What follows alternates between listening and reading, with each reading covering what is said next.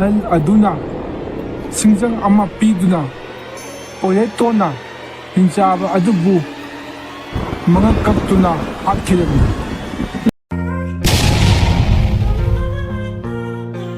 Mataw asom tawduna Poretona mahaki mapana thamlamba sanagi marum kokpa yenbi adubu mahaki mayumda puraklami. Aduga nakal amaromdana Hingchaba aduna mahakpu hatnaba koithi thirami.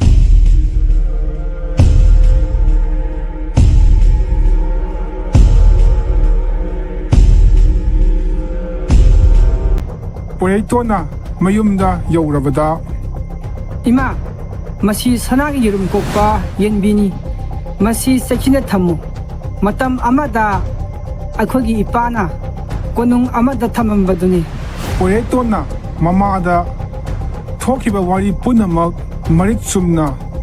mamada wari Lirami imagi ibungo mafam aduda amuk han satpa yade ko mafam aduda leiba Hingchaba ado yamna fattabani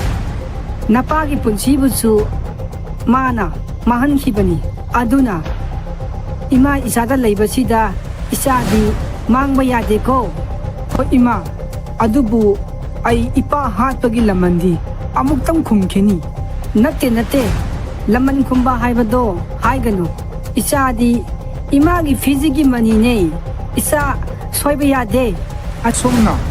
Poreton amasung mama macha wari sanarami adubu noma Poreton ima kaithena salukhige yumdagi mapan thokanu ko ho ima ai yumda adum leiramage kaisu sakadaba thabaksu leite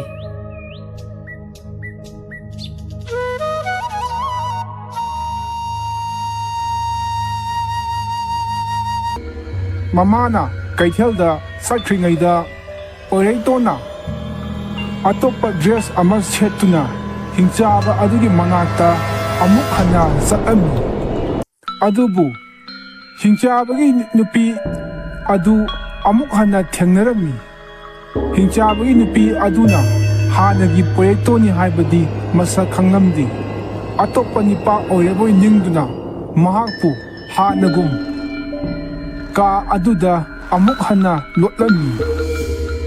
asumna tawnaringai mahaki nupa Hingchaba adu amuk hana laklami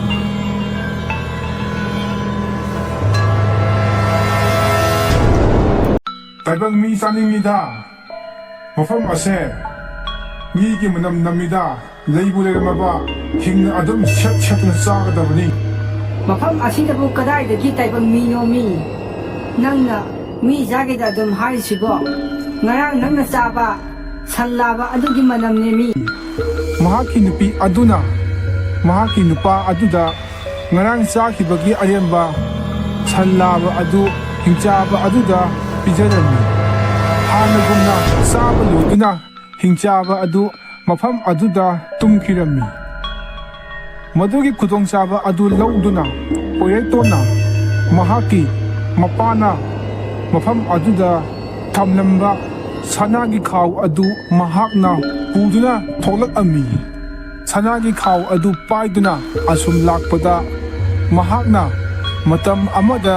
thengnakiba ahal orebi nupi adu thengnarami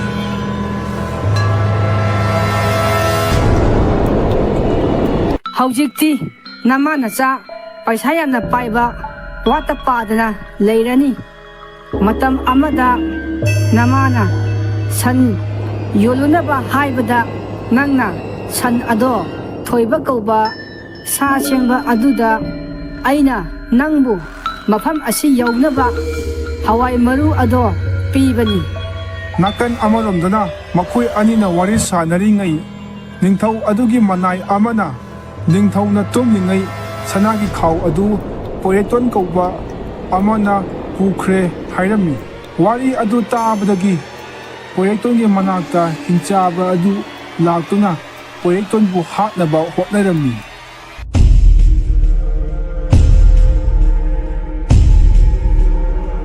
Hingchaba ase aibu hatnaba aigi nakta lakne ꯑꯩꯕꯨ ꯑꯃꯨꯛꯇ ꯀꯟꯕꯤꯌꯨ꯫ ꯄꯣꯏꯔꯩꯇꯣꯟꯒꯤ ꯋꯥꯗꯣ ꯇꯥꯔꯕ ꯃꯇꯨꯡꯗ ꯑꯍꯜ ꯑꯗꯨꯅ ꯁꯤꯡꯖꯪ ꯑꯃ ꯄꯤꯗꯨꯅ ꯄꯣꯏꯔꯩꯇꯣꯟꯅ ꯍꯤꯡꯆꯥꯕ ꯑꯗꯨꯕꯨ ꯃꯉꯛ ꯀꯛꯇꯨꯅ ꯍꯥꯠꯈꯤꯔꯝꯃꯤ꯫ ꯅꯪꯅ ꯃꯌꯥꯝꯅ ꯍꯥꯠꯄ ꯉꯝꯗꯗꯅ ꯂꯩꯔꯝꯕ ꯍꯤꯡꯆꯥꯕ ꯑꯁꯦ ꯉꯁꯤꯗꯤ ꯍꯥꯠꯂꯦ꯫ ꯃꯍꯥꯛꯇ ꯅꯠꯇꯅ ꯃꯍꯥꯛꯀꯤ ꯅꯨꯄꯤ ꯄꯨꯝꯅꯃꯛ ꯅꯍꯥꯛꯅ ꯍꯥꯠꯇꯨꯅ ꯂꯃꯟ ꯈꯨꯃꯝꯃꯨ꯫ ꯍꯤꯡꯆꯥꯕꯒꯤ ꯅꯨꯄꯤ ꯑꯗꯨꯗꯤ ꯄꯨꯛꯆꯦꯜ ꯌꯥꯝꯅ ꯆꯥꯎꯏ꯫ ꯃꯥꯅ ꯑꯩꯕꯨ ꯀꯟꯕꯤꯔꯛꯄꯅꯤ, ꯑꯗꯨꯅ ꯃꯍꯥꯛꯄꯨꯗꯤ ꯍꯥꯠꯄ ꯉꯝꯂꯣꯏ꯫ ꯅꯍꯥꯛ ꯑꯁꯦꯡꯕꯒꯤ ꯄꯨꯛꯆꯦꯜ ꯆꯥꯎꯕ ꯍꯥꯟꯅꯒꯤ ꯅꯤꯡꯊꯧ ꯃꯆꯥꯅꯤ ꯍꯥꯏꯕꯗ ꯆꯞ ꯆꯥꯏ꯫ ꯅꯪꯒꯤ ꯊꯧꯅꯥꯕꯨꯗꯤ ꯑꯩꯅ ꯊꯥꯒꯠꯂꯤ꯫ ꯑꯁꯨꯝꯅ ꯋꯥꯔꯤ ꯁꯥꯟꯅꯔꯕ ꯃꯇꯨꯡ ꯄꯣꯏꯔꯩꯇꯣꯟ ꯃꯌꯨꯝꯗ ꯑꯃꯨꯛ ꯍꯜꯂꯛꯇꯨꯅ ꯃꯃꯥꯒ ꯋꯥꯔꯤ ꯁꯥꯟꯅꯔꯝꯃꯤ꯫ ꯏꯃꯥꯒꯤ ꯏꯕꯨꯡꯉꯣ, ꯅꯪ ꯃꯐꯝ ꯑꯗꯨꯗ ꯑꯃꯨꯛ ꯍꯟꯅ ꯆꯠꯀꯅꯨ꯫ ꯄꯨꯟꯁꯤꯕꯨ ꯃꯃꯜꯂꯛꯇꯅ ꯈꯟꯒꯅꯨ꯫ ꯏꯃꯥꯗꯤ ꯏꯆꯥ ꯅꯠꯇꯅ ꯀꯅꯥꯁꯨ ꯂꯩꯇꯦ꯫ ꯏꯃꯥ, ꯑꯩ ꯃꯐꯝ ꯑꯗꯨꯗ ꯑꯃꯨꯛ ꯍꯟꯅ ꯆꯠꯂꯔꯣꯏ꯫ ꯑꯗꯨꯒ ꯍꯤꯡꯆꯥꯕ ꯑꯗꯨꯁꯨ ꯑꯩꯅ ꯏꯄꯥ ꯍꯥꯠꯄꯒꯤ ꯂꯃꯟ ꯈꯨꯃꯝꯃꯦ꯫ ꯄꯣꯏꯔꯩꯇꯣꯟꯒꯤ ꯋꯥ ꯑꯗꯨ ꯇꯥꯕꯗ ꯃꯃꯥꯅ ꯍꯔꯥꯎꯔꯝꯃꯤ꯫ ꯑꯗꯨꯒ ꯃꯐꯝ ꯑꯗꯨꯗ ꯑꯃꯨꯛ ꯍꯟꯅ ꯆꯠꯇꯅꯕ ꯍꯋꯥꯏ ꯄꯥꯝꯕꯤꯒꯤ ꯀꯩꯔꯥꯛ ꯑꯗꯨꯁꯨ ꯃꯃꯥꯅ ꯌꯥꯟꯊꯠꯂꯝꯃꯤ꯫ ꯃꯇꯧ ꯑꯁꯨꯝ ꯇꯧꯗꯨꯅ ꯃꯃꯥ ꯃꯆꯥ ꯋꯥꯠꯇ ꯄꯥꯗꯅ ꯏꯪꯅ ꯆꯤꯛꯅ ꯄꯥꯜꯂꯝꯃꯤ꯫